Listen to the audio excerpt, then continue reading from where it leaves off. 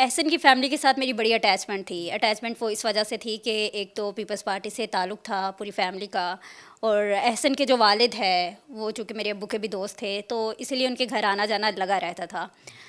तो इस हवाले से जब पहले बेलाज की डेथ हुई, उसके बाद उसकी फ़ैमिली ने मेरे से रब्ता किया कि ये हुआ है और एहसन को पकड़ के ले गया है, तो यकीनन हमने ख़बर सबसे पहले ब्रेक की थी वो। फिर उसके बाद एहसन की डेथ होती है, एहसन का कत्ल होता है, तो फिर उसकी फ़ैमिली का रब्ता होता है मेरे साथ। पूरी फ़ैमिली बहुत अच्छी है, पूरी फ़ैमिली बहुत अच्छी है, लेकिन एहसन के हवाले से मतलब मैंने तो कभी नहीं सोचा था, बिकॉज़ हम उठते बैठते थे, हम लोग बाहर प्रोग्राम्स में मिलते थे। मेरी और एहसन की वीडियोज़ बहुत ज़्यादा गर्दिश है इस वक्त सोशल मीडिया पे, तो लोग सवालात उठा रहे हैं कि आप उसकी क्या लगती है, आपकी वीडियोज़ क्यों वायरल हो रही है। तो मैं बता देना चाहती हूँ, पीपल्स पार्टी में तो ऐसी हज़ारों तस्वीरें मेरी और भी लड़कों के साथ होगी। आप हैं, आप मेरे जाने के बाद आप पता नहीं किससे मिलेंगे, तो यकीनन किसी को किसी के बारे में पता नहीं है, बैकग्राउंड नहीं पता है।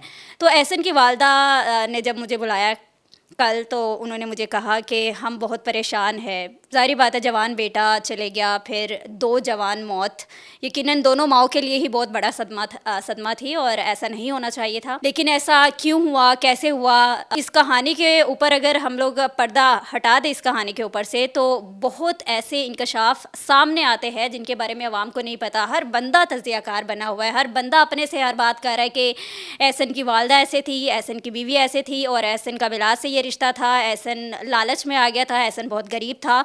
तो कुछ बातें ऐसी हैं जो जिनमें कोई सदाकत नहीं है, तो उन बातों के हवाले से मैं आपको बता देती हूँ।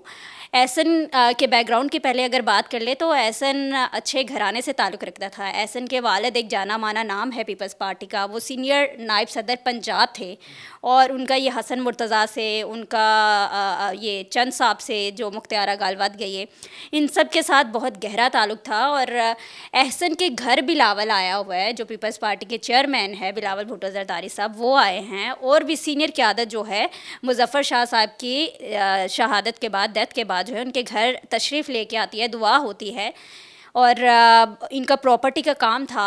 बाकी अगर एहसन की बीवी की बात करूँ, तो एहसन की शादी बहुत जल्दी में हुई थी। जल्दी में हुई थी क्या? ये लव मैरिज थी? और इससे पहले बालाज का उसकी बीवी से कोई ताल्लुक था? बिलाज की बीवी के बारे में तो मैं नहीं जानती, लेकिन एहसन की बीवी के बारे में पता चला था कि एक तो इनकी लव मैरिज हुई है और बहुत जल्दी में शादी हुई है। मतलब एक इतना बड़ा नाम और ख़ामोशी से शादी हो जाए और किसी को पता भी ना चले। और जब एहसन इस दुनिया से चले जाता है, फिर पता चलता है हमें कि ये एहसन की तो 1 महीने पहले शादी हुई थी और उसकी बीवी मंज़र-ए-आम पर आती है। फिर मंज़र-ए-आम पर आने के बाद ऑडियो वीडियो लीक्स का चक्कर शुरू हो जाता है।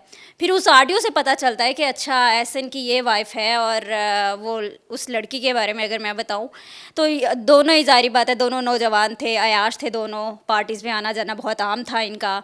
तो लड़कियाँ भी आती, पार्टी में तो ज़ाहिर बात है लड़कियाँ तो होती है। मतलब ये लड़की एहसन को पार्टी में मिली थी? हाँ, एग्ज़ैक्टली, पार्टी में मिली थी, वहाँ पे फिर मोहब्बत वग़ैरह हो गई होगी, शादी हो गई होगी, मुझे इस हवाले से ख़ैर नहीं पता।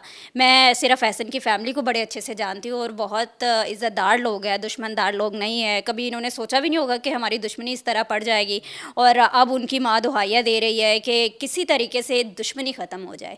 दुश्मनी है नहीं, बस किसी तरीके से हमारी जान छोड़ दे। मतलब अभी अगर बिलाज के घर वालों की बात करें और तीफ़ी भट्ट, गोगी भट्ट की बात करें, दोनों तरफ से टारगेट यकीनन ये एहसन शाह हो रहा है इस वक्त।